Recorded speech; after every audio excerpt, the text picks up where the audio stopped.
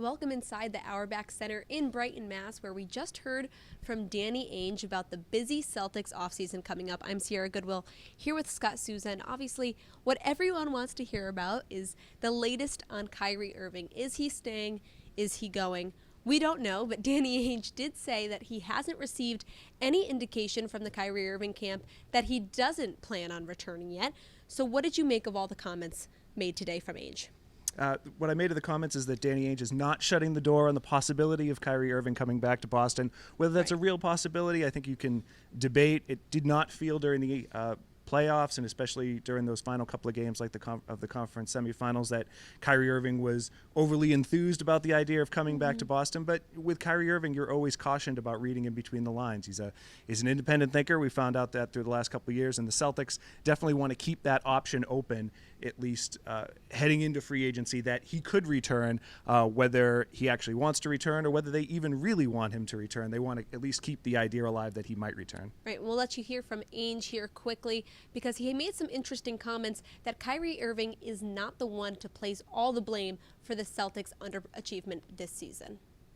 Oh, the first thing I would say about the whole Kyrie thing, I just think it's unfortunate that one person gets credit or blame for team's failures. We had a lot of reasons why the team did not succeed this year, and Kyrie deserves his share of the blame, but not any more than anybody else. There's a lot of guys that didn't handle things the right way and make the sacrifices that needed to be done for the benefit of the team. And so I think that they're all going to learn from it. Making it clear that every player on this Celtics team is a part of the blame for the underachievement this season. And Irving was no more than anyone else a factor in the lack of connection between this group. Yeah, and Danny Ainge actually had some complimentary things to say about Kyrie Irving, not that he wouldn't, but mentioning that he never felt there was 100% buy-in on this team.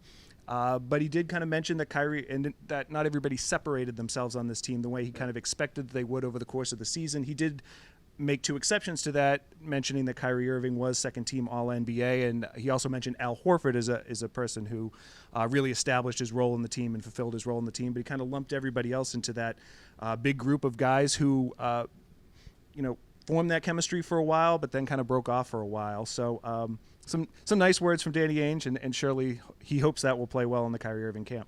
And this segment is brought to you by betonline.ag. Head to clnsmedia.com/win.